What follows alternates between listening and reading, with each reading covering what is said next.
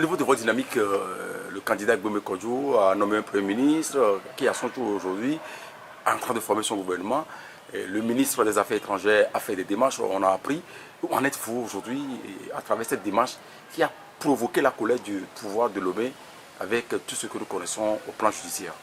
Oui, mais attends, le candidat de la dynamique, M. Gbome Kodjo, dans un contexte pareil, où tout le monde doute de la fiabilité des résultats, parce que le RPT Unir aujourd'hui n'a pu convaincre les Togolais, ni que ce soit la communauté internationale ou nationale.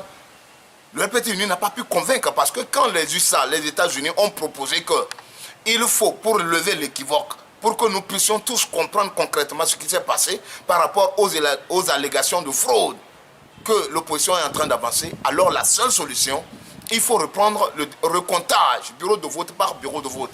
Mais à notre grande surprise, le RPT Unir a balayé cela du revers de main. Mais attends, maintenant, face à une situation pareille, ceux qui prétendent avoir gagné à plus de 70% refusent d'apporter des preuves pour justifier leur victoire. Il y a de quoi que M.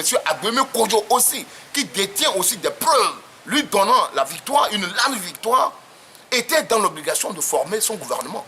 Aujourd'hui, nous avons un Premier ministre, nous avons également un ministre des Affaires étrangères, les concertations sont en cours, les démarches sont en cours, mais nous disons au RPT unique que c'est eux qui ont provoqué la crise. Parce que du moment où ils refusent qu'on puisse aller à la vérification, à la confrontation des résultats, bureau de vote par bureau de vote, c'est eux qui sont à l'origine de la crise. Mais maintenant, si réellement ils sont convaincus de leur victoire, c'est le moment ou jamais d'appeler tous les acteurs, tous les candidats, tous les 6 candidats, la communauté internationale, ensemble, qu'on aille vérifier leur victoire, qu'on aille vérifier les chiffres qu'ils ont fait sortir. Vous êtes sans savoir que dans certaines localités, le nombre de votants dépasse largement le nombre des inscrits. Voilà un peu, je donne l'exemple de Sotobois, où le nombre de votants dépasse le nombre de personnes inscrites sur les listes. Voilà un peu le paradoxe à la togolaise. Voilà, il y a un bras de fer qui est lancé. Aujourd'hui, la double humilité de M. Gbome Kodjo est levée par les parlementaires en début de semaine.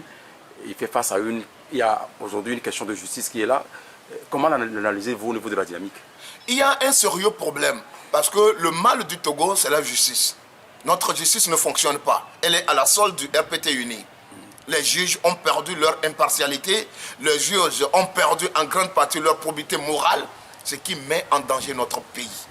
Maintenant, par rapport à la levée d'immunité du président, M. Gbome Kodjo, un dossier purement politique, ce n'est pas criminel, un dossier purement politique. Nous sommes dans une phase de contestation et c'est normal. Après une élection, les candidats ont le droit de revendiquer. Et c'est dans cette phase où nous sommes. Et les gens se permettent d'aller lever l'humilité d'un député, un ancien président de l'Assemblée nationale, comme si c'était un criminel. Moi, je n'ai jamais su qu'il y avait des juges au Togo. C'est quand un dossier touche un opposant qu'on parle de la justice au Togo. Sinon, nous avons connu les crimes les plus horribles, atroces au Togo, mais je n'ai jamais senti qu'il y avait des juges au Togo. Vous me permettez de donner cet exemple triste. En 2005, quand le président Faure est venu commettre ce qu'on appelle un coup d'État constitutionnel. Un ministre qui vient en même temps prendre la place d'un président de l'Assemblée nationale. Et au même moment, les militaires font allégeance à ce monsieur. Les juges ne disent rien. Dans le dossier des incendies des marchés, où M. Gbome Kodjo a été arrêté, arbitrairement emprisonné, sans que les juges ne puissent dire non, ce n'est pas ça la solution. Parce que le jeune Mohamed Loum, qui est le principal témoin à charge, à la fin a donné une autre piste. Ça n'a jamais interpellé les juges. Mais je demande aux gens de faire beaucoup attention. La justice est sacrée. On ne s'amuse pas avec la justice. M. Gbome n'est pas un criminel. Nous sommes dans un dossier purement politique. Il faut trouver des solutions politiques. Maintenant, face à cette situation, quelle sera la suite? Oui, mais nous sommes arrivés à une phase de résistance. Nous allons revendiquer notre victoire jusqu'au bout. Nous sommes convaincus de notre victoire. Et j'avais donné un exemple. Parce que les chiffres que nous avons à notre disposition par rapport à ces quelques procès-verbaux que nous avons, nous dépassons déjà les chiffres que la Cour constitutionnelle a donnés. Ça prouve déjà qu'il y a problème. Les procès-verbaux que nous avons à notre disposition, nous dépassons largement les chiffres qu'on a attribués à M. Gbome Kodjo. Donc la seule solution pour ramener l'apaisement, c'est d'appeler tous les protagonistes, à ce qu'on aille faire le recomptage bureau de vote par bureau de vote. Et je crois que cette solution des États-Unis nous interpelle tous.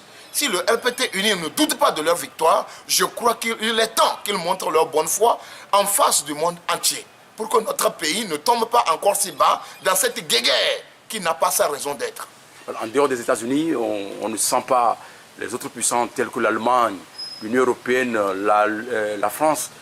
Dans vos démarches, quand vous demandez à ce qu'on aille recompter les bulletins de vote, bureau de vote par bureau de vote. Vous me permettez, monsieur le journaliste, les puissances que vous venez de citer, même s'ils avaient d'autres encore appréciations de la chose, je sens qu'avec la position des États-Unis, ça les met en difficulté. Parce que même si la France avait une autre vision de ces élections, et les États-Unis viennent dire non, nous mettons en doute, nous remettons en cause, ou nous doutons de la fiabilité de ces résultats, alors le mieux pour vous départager et pour lever l'équivoque, allons-y recompter bureau de vote par bureau de vote.